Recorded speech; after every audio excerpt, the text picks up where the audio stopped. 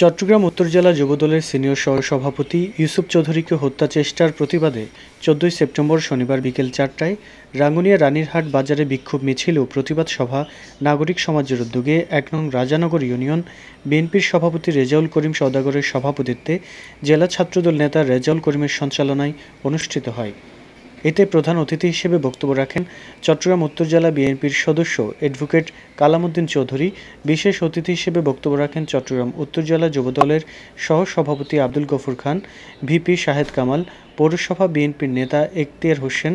Islampur union পরিষদের সাবেক chairman Didarul Alam Jasim, Islampur union বিএনপির সভাপতি আব্দুল মান্নান রনি, সহসভাপতি নূর মোহাম্মদ তালুকদার, সাবেক সভাপতি সিরাজুল ইসলাম, রানীরহাট বাজার ব্যবসায়ী কল্যাণ সমিতির আহ্বায়ক জাহেদুল আলম চৌধুরী, জেলা যুবদল নেতা এবিএম সাইফুদ্দিন, কাজী রকিবুল হাসান মাসুদ, এম কামাল মাস্টার, উত্তর জেলা ছাত্রদলের সহসভাপতি ফারুকুল ইসলাম, উপজেলা যুবদলের যুগ্ম আহ্বায়ক জাউর উদ্দিন মাহমুদ চৌধুরী, ছাত্রদলের সাধারণ সম্পাদক মোহাম্মদ হেলাল উদ্দিন, পৌরসভা যুবদলের যুগ্ম আহ্বায়ক মোহাম্মদ ইফাক,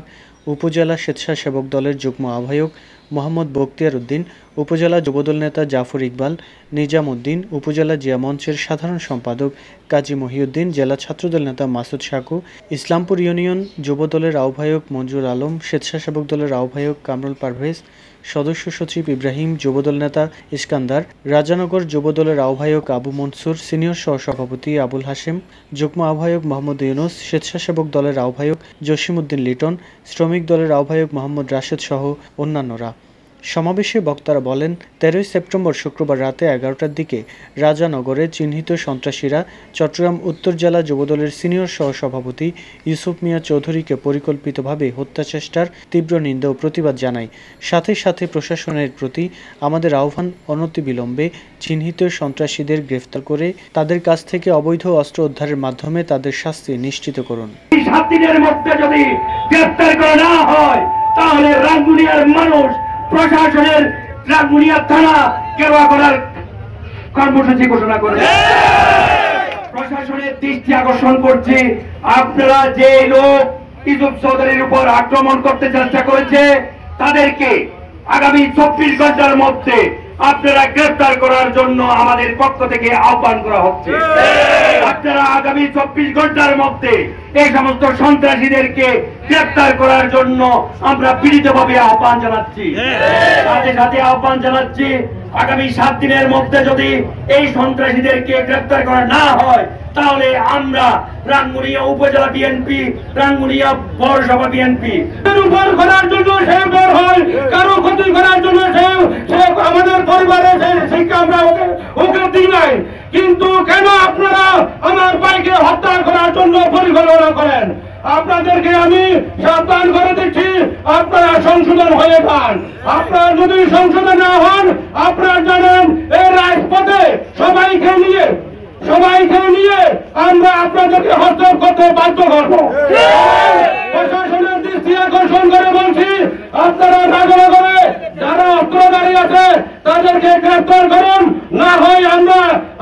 আপনাদেরকে বলেছি 24 ঘন্টার মধ্যে যদি আপনারা হস্তক্ষেপ না করেন তাহলে আমরা বৃহত্তর কর্মসূচি ঘোষণা করব।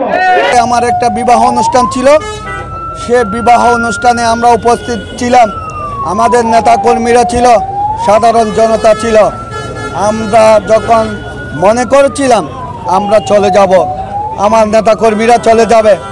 ঠিক সেই মুহূর্তে একদল সন্ত্রাসী এসে আমাকে যে হত্যার পরিকল্পনা নিয়ে এসেছে সেটা আমি জানি না, কিন্তু আমার অজান্তে সাধারণ জনগণ এবং আমাদের নেতা কর্মীরা বুঝতে পেরেছে যে আমাকে হত্যার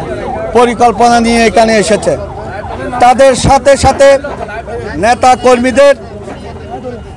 কর্মীদের এবং